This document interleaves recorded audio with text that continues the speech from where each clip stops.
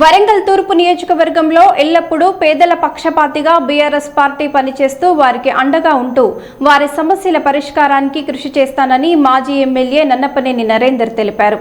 ప్రభుత్వం ఇటీవల చిరు వ్యాపారులపై ఎన్నడూ లేని జీవోలు ఇచ్చి కూల్చివేతలు చేపట్టిన సందర్భంగా పోచం మైదాన్ ప్రాంతంలో పలువురు వ్యాపారస్తులు సంస్థలను రాత్రికి రాత్రి ప్రభుత్వ అధికారులు కూల్చివేయడంతో ఇబ్బందులు పడుతున్న వారికి మాజీ ఎమ్మెల్యే నన్నపనేని నరేందర్ ఆ ప్రాంతాన్ని సందర్శించి వివరాలు అడిగి తెలుసుకున్నారు. ఈ సందర్భంగా నన్నపనేని నరేందర్ మాట్లాడుతూ వరంగల్ తూర్పు నియోజకవర్గంలో ఎల్లప్పుడూ పేదల పక్షపాతిగా పనిచేస్తూ వారికి అండగా ఉంటానని చెప్పారు.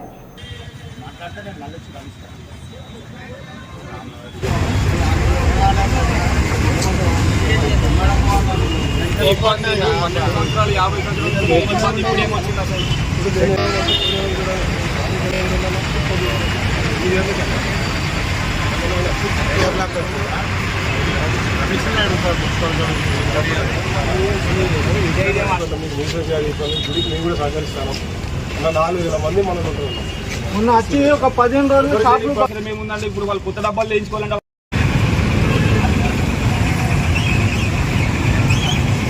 ప్రభుత్వం ప్రజాపాలన కాదు, ప్రజలకు శత్రువుగా ఈరోజు వ్యవహారం చేస్తున్నది.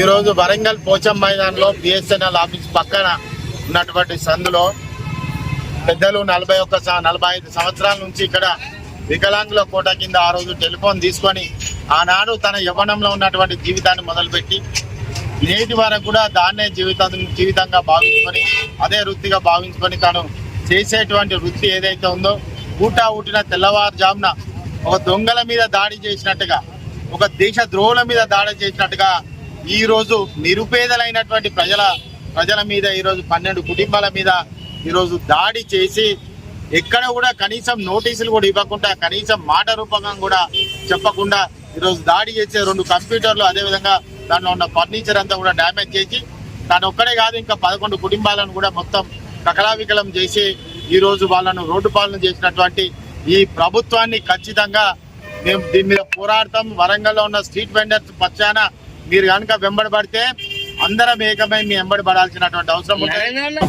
ఆ రోజు బీఆర్ఎస్ ప్రభుత్వం, ఆ రోజు కేసీఆర్ గారి నాయకత్వాన ఆ రోజున్న స్ట్రీట్ వెండర్లందరినీ ఒక గణాంక లెక్కలతోటి ఈ రోజు వాళ్ళను ఒకే వేదిక మీదకి తీసుకొచ్చి వారికి కావాల్సినటువంటి సౌకర్యాలన్నీ ఏర్పాటు చేసి వారిని ఒక మంచి జీవనోపాధి ఉండాలని చెప్పి, జీవన విధానంలో ఒక మంచి పద్ధతి ఉండాలని చెప్పి వారికి బ్యాంకింగ్ లో ఖాతాలు ఓపెన్ చేసి ఒక సిస్టమేటిక్ గా చేసినటువంటి చరిత్ర మరి కేసీఆర్ గారిది, ఆ రోజు మున్సిపల్ శాఖ మంత్రి కేటీఆర్ గారిది. కానీ ఈ రోజు ఇక్కడ ఒక వికలాంగుడని చూడకుండా మిగతా మైనార్టీ వాళ్ళు ఉన్నారు, దళితులు ఉన్నారు, అన్ని వర్గాలు ఇక్కడ దాని మీద జీవనోపాధి కొనసాగిస్తుంటే వారి మీద ఈ దాడి చేయడం ఏనీయం.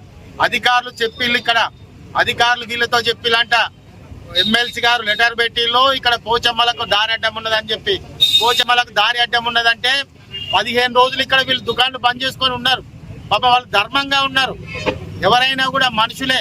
మరి ధర్మంగా 15 రోజులు పోచమ్మ గుడి గురించి బంద్ చేసుకొని ఉంటే ఈరోజు తెల్లవారుజామున ఊట వచ్చి ఈ విధంగా చేయడం అన్నది నిజంగా కూడా మీరు చరిత్రహీనులుగా మిగులుతారు.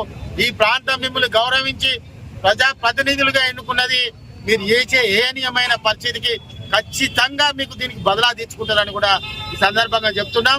స్ట్రీట్ వెండర్ పక్షాన బీఆర్ఎస్ పార్టీ ఉంటది, వారికి అండగా ఉంటదని కూడా ఈ సందర్భంగా చెప్పడం జరుగుతుంది.